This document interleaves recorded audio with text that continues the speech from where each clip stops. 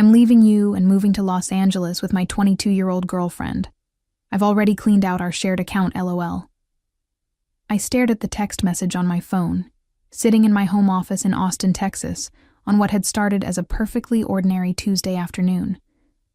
The words seemed to blur together for a moment, before the reality hit me. 15 years of marriage, reduced to a text message with a laughing acronym at the end. My name is Amanda Griffin.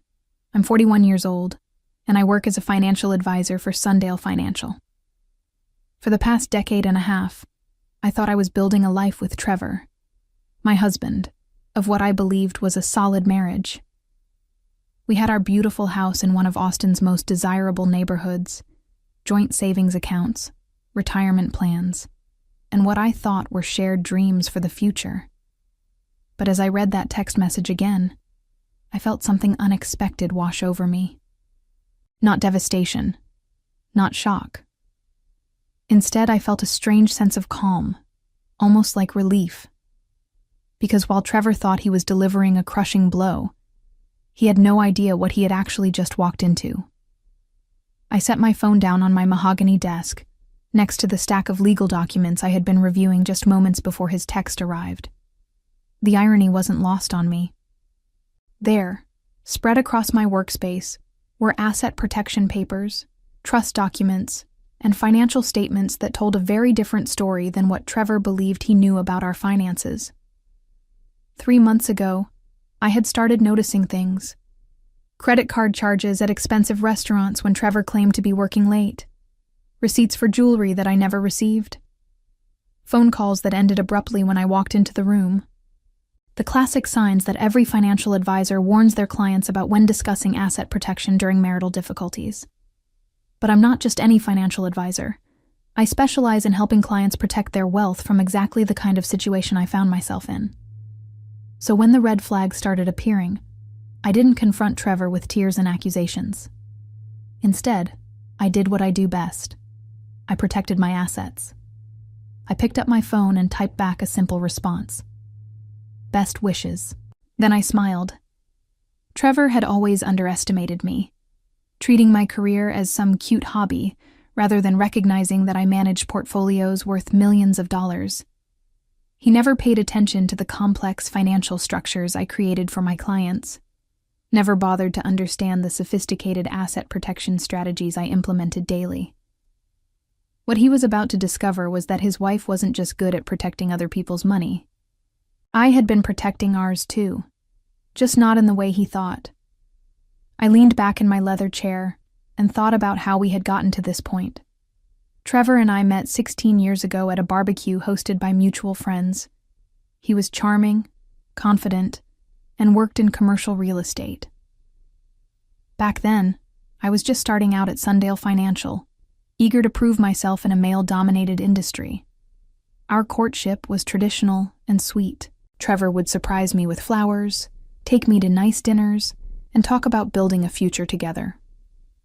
When he proposed after a year of dating, I felt like I was living in a fairy tale. We bought our house 2 years later, a stunning 4-bedroom in Tarrytown, with mature oak trees and a view of downtown Austin in the distance. For years, everything seemed perfect. We hosted dinner parties, took vacations to Europe, and talked about starting a family someday. Trevor's real estate business was doing well, and my career was steadily climbing.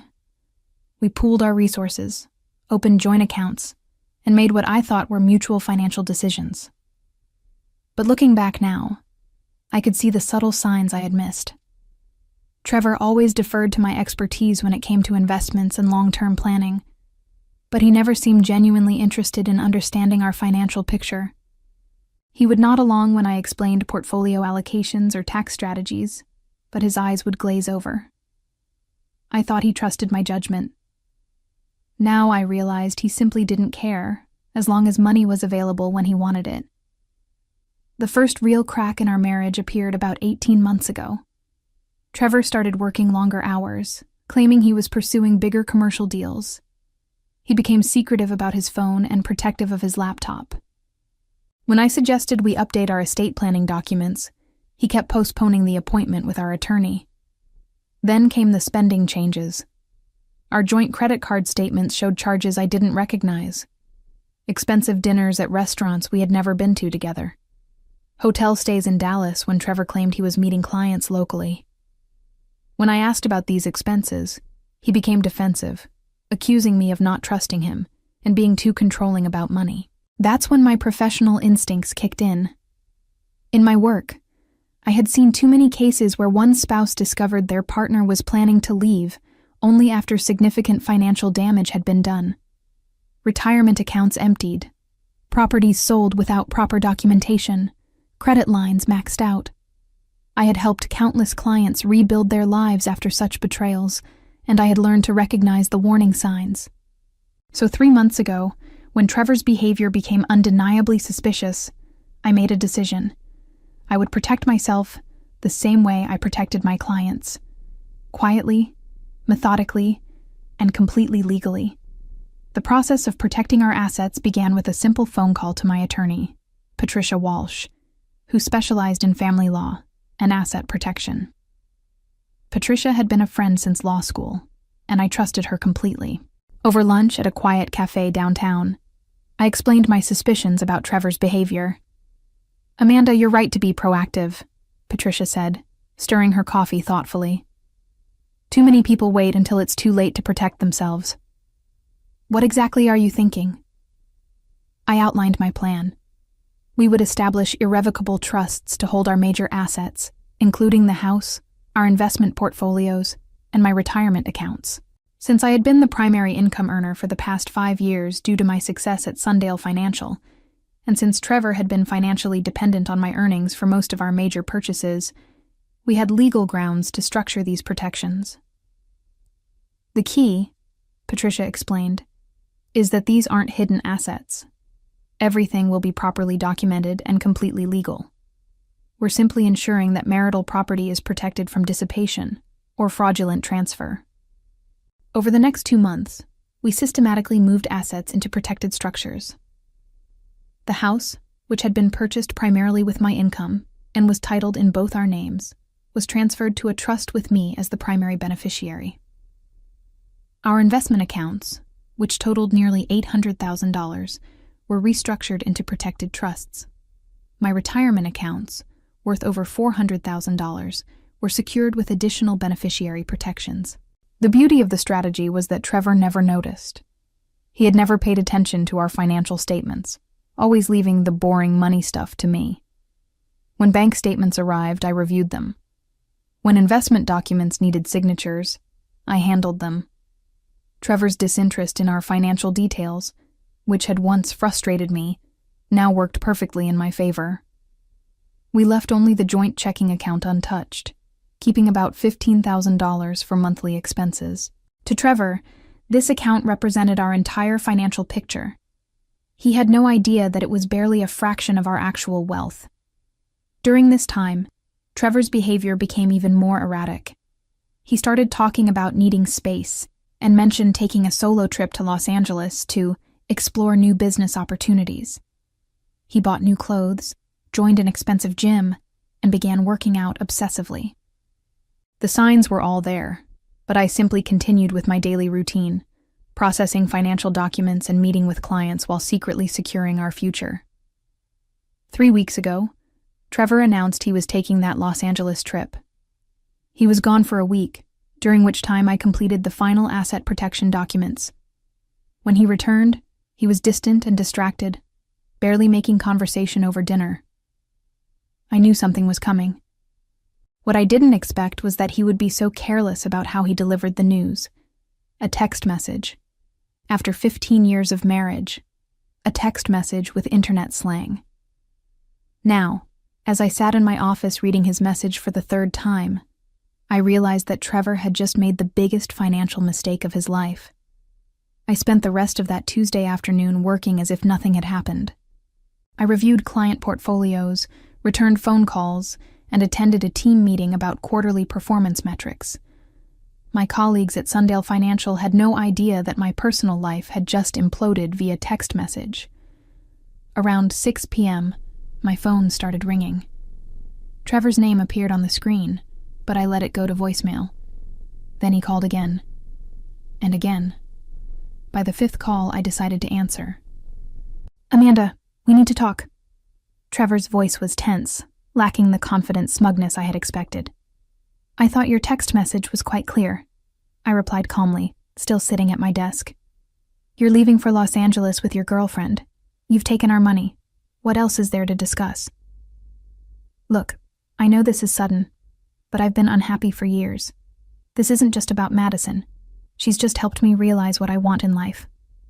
I deserve to be happy, Amanda. We both do." Madison, so that was her name.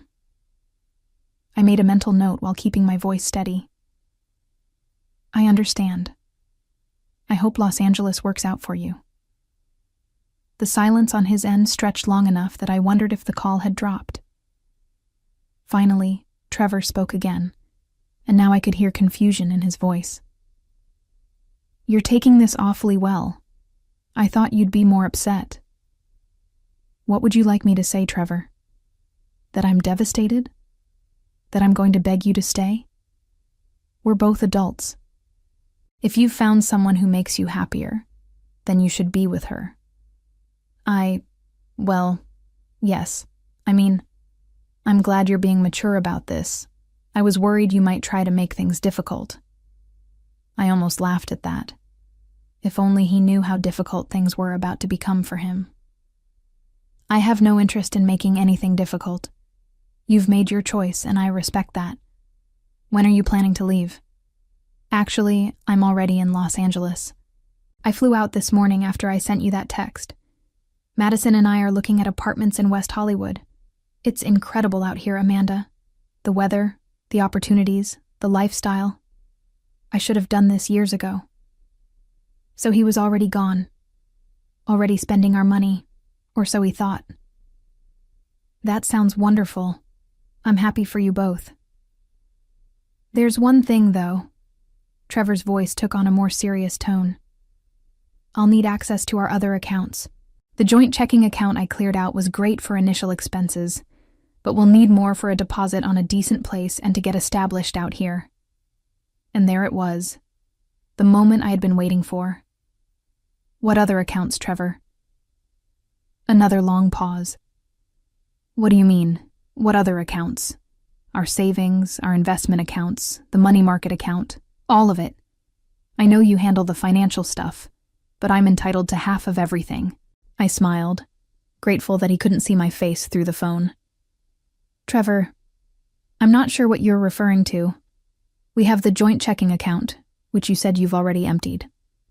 As for other accounts, well, those are held in various trusts and protected structures for tax and estate planning purposes. Surely you remember signing those documents." "What documents? What are you talking about?" "The trust documents, the asset protection papers, the estate planning updates. We discussed all of this, remember? You said you trusted my judgment with the financial planning and that you didn't need to worry about the details." I could hear Trevor's breathing becoming more rapid. "Amanda, I need access to that money. I need it now." "I'm afraid that's not how trusts work, Trevor. Those assets are protected and can't be arbitrarily distributed. Perhaps you should consult with an attorney about your options." The next morning, I woke up in my beautiful, now legally protected house and went through my normal routine. Coffee, news, shower, dressed for work in my favorite navy suit. It was Wednesday, and I had a full schedule of client meetings ahead of me. My phone had been buzzing all night with calls and texts from Trevor, but I had turned it to silent mode. When I finally checked it over breakfast, I found 17 missed calls and a string of increasingly frantic text messages. "Amanda, call me back now. This is ridiculous. I need access to our money. You can't do this to me. We're married. I know you're just trying to punish me. This is childish. Madison and I are stuck in a hotel. Do you know how expensive LA is? Call me back or I'm getting a lawyer." I deleted the messages without responding and headed to work. At Sundale Financial, I had a busy morning reviewing portfolios for 3 high-net-worth clients. Ironically, one of them was going through a divorce and needed advice on protecting assets from a spouse who had been secretly draining their accounts. I was able to speak from recent personal experience about the importance of proactive financial planning. Around lunchtime, my assistant buzzed my office. "Amanda, there's a Trevor Griffin on line 2. He says he's your husband and it's urgent. Please tell him I'm in meetings all day and cannot take personal calls during business hours," I replied. "If he continues calling, please inform him that he can reach me through my attorney." An hour later, Patricia Walsh called. "Amanda, I just got an interesting call from a lawyer in Los Angeles named Bradley Henderson. Apparently he represents your husband now. He was asking about the asset protection structures we put in place." "That was fast. What did you tell him?" "The truth. That all assets were properly transferred into legal trust structures over the past 3 months, with proper documentation, and your husband's implied consent. I also mentioned that since Trevor never objected to these arrangements during the planning process, and since they were established well before any divorce proceedings, they're completely valid." What was his response? He tried to argue that Trevor wasn't aware of the full implications of what he was signing. I reminded him that ignorance of legal documents that one signs is not grounds for invalidating them, especially when the spouse in question actively chose not to participate in financial planning discussions. I smiled. Trevor had always been proud of his hands-off approach to our finances, bragging to friends that he was lucky to have a wife who handled all the boring money stuff, so he didn't have to worry about it. That attitude was now working against him in spectacular fashion. "There's more," Patricia continued. "Mr. Henderson mentioned that Trevor is currently staying in a hotel in West Hollywood that costs $400 a night. Apparently he and his girlfriend expected to be living in luxury by now." $400 a night? How long can $15,000 last at that rate? Not long, especially when you factor in meals, car rental, and all the other expenses of relocating to one of the most expensive cities in the country. I'd estimate Trevor has maybe 2 weeks before he's completely broke. That afternoon, I received an email from an address I didn't recognize. The subject line read, "From Madison." Curious, I opened it. "Dear Amanda, I know this is awkward, but Trevor told me you're being unreasonable about the divorce settlement. I just want you to know that we're not trying to hurt you. We're in love, and we want to start our new life together. Can't you please just let us have what we need to be happy? Trevor says you have plenty of money and this won't even affect you. Please consider being generous. Madison." I stared at the email for a long moment, then deleted it without responding. By Friday of that week, the situation had escalated dramatically. Patricia called me at work with an update that made me glad I was sitting down.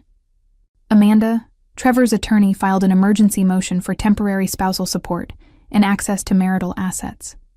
They're claiming financial hardship and arguing that you've hidden assets to prevent him from accessing his fair share of the marital estate." "Can they do that?" "They can try, but they have several problems. First, all the asset transfers were completed months before Trevor announced he was leaving, which demonstrates that this wasn't done in anticipation of divorce. Second, Trevor had full knowledge of our financial planning activities and chose not to participate. Third, and most importantly, he emptied the only jointly held account and explicitly stated in writing that he was taking the money and leaving." I thought about Trevor's text message, still saved on my phone.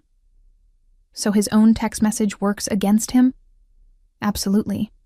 When someone declares they're leaving and that they've cleaned out the shared account, it's hard to argue later that they're being denied access to marital funds. He literally bragged about taking the money. That evening, my phone rang again. This time it was a number I didn't recognize with a Los Angeles area code. I almost didn't answer, but curiosity got the better of me. "Amanda, this is Madison. Please don't hang up." Her voice was young, nervous, and carried a slight southern accent. I remained silent, waiting for her to continue. "Look, I know you probably hate me, and I understand that. But Trevor is really struggling right now. Our hotel kicked us out yesterday because his credit card got declined. We're staying at a motel now, and it's really scary. Trevor says you're doing this to punish him. but I just don't understand why you won't help us." "Madison," I said calmly, "I'm curious about something. How long have you and Trevor been together?" "About 6 months. We met at a real estate conference in Dallas. Trevor was so charming and sophisticated, nothing like the guys my age. He told me he was in an unhappy marriage and that you two were already basically living separate lives." 6 months. Trevor had been planning his exit strategy for half a year, while I had been planning my asset protection strategy for 3 months. The timeline was becoming clearer. "Did Trevor tell you about our financial situation?" "He said you were wealthy, that you had investments and property worth millions. He said once he left you, we'd be able to live really well in Los Angeles. He promised we could get a nice apartment in Beverly Hills, and that I could focus on my acting career without worrying about money." I felt a pang of sympathy for this young woman who had been fed the same lies I had been living with for months. "Madison, I need to ask you something, and I hope you'll be honest with me. Did Trevor ever mention that our money was held in trusts?" "What are trusts?" "He just said you handled all the financial stuff and that he'd get his share when he divorced you. He made it sound simple." So Trevor hadn't just lied to me about the affair. He had also lied to Madison about his ability to access our assets. She genuinely had no idea what kind of financial situation they were actually in. "Madison, I think Trevor may have misled you about several things. The money he took from our joint account is likely all he'll have access to. The rest of our assets are legally protected and cannot be simply withdrawn or divided." The silence on her end stretched so long I thought she had hung up. Finally she spoke, and her voice was much smaller than before. "Are you saying we're broke?" "I'm saying Trevor should have been more honest with you about our actual financial arrangements." The following Monday morning, I was reviewing quarterly reports when my assistant informed me that Trevor was on line 1, calling from yet another Los Angeles number. "Amanda, this has gone far enough." His voice was strained, lacking any of the confident arrogance from his initial text message. "I need money, and I need it now. Madison and I are living in my rental car. Do you understand that? We're homeless." I set down my pen and leaned back in my chair. "Trevor, I'm sorry to hear about your difficulties, but I'm not sure how I can help you. You made your choice to leave our marriage and move to Los Angeles. These are the consequences of that choice. Don't give me that. You deliberately hid our money to spite me. You planned this whole thing. I protected marital assets through legal estate planning structures, just as I do for my clients every day. You had every opportunity to participate in those discussions, but you chose not to. You said, and I quote, that you trusted my judgment with financial matters. I want a divorce, Amanda, but I want my fair share. Then file for divorce, Trevor. But understand that the assets you're referring to are no longer marital property in the traditional sense. They're held in irrevocable trusts with specific distribution requirements. What does that mean? It means you should have paid attention during our financial planning meetings instead of watching television. It means you should have read the documents you signed instead of dismissing them as boring paperwork. The silence stretched between us before Trevor spoke again, and this time his voice was desperate. Amanda, please. I made a mistake. Madison left me yesterday. She said this isn't what she signed up for and flew back to Dallas. I'm alone, I'm broke, and I don't know what to do. Best wishes, Trevor. I hung up the phone. 2 weeks later, I received the divorce papers Trevor had filed in Los Angeles. Patricia reviewed them with obvious amusement during our meeting at her downtown Austin office. He's asking for spousal support, half of all marital assets, and damages for what he calls financial manipulation and deceit, Patricia said, flipping through the documents. His attorney is arguing that you deliberately concealed assets to prevent him from accessing his fair share. What are our chances? Excellent. Trevor's own text message acknowledging that he cleaned out your shared account demonstrates that he had access to marital funds and chose to take them when he left. The fact that he didn't understand the full scope of your financial planning doesn't invalidate the legal structures we created. Patricia pulled out a thick folder. I've prepared our response. We're counterfiling for divorce here in Austin, where we have jurisdiction since this is where you reside and where the marital home is located. We're also requesting that Trevor return the $15,000 he took from the joint account, plus interest. Can we actually get that money back? Probably not, but it establishes our position that he was the one who inappropriately accessed marital funds, not you. A month later, Trevor called one final time. His voice was different now, defeated and hollow.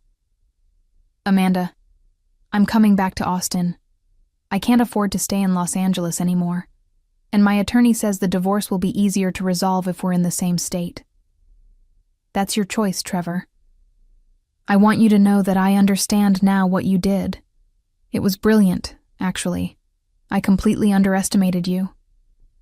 I simply protected our assets the way I protect my clients' assets every day. You chose not to pay attention to that process. Can we work something out? Some kind of settlement that doesn't leave me with nothing? Talk to your attorney, Trevor.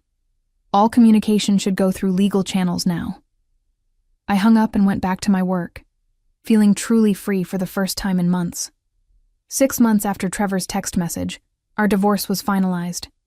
He received a small settlement, enough to start over, but nowhere near the millions he had expected. I kept the house, most of our investments, and my independence. As I sat in my home office that had become the center of my careful planning, I reflected on how strategic patience had been far more powerful than any emotional reaction could have been. Sometimes the best revenge is simply being better prepared than those who underestimate you.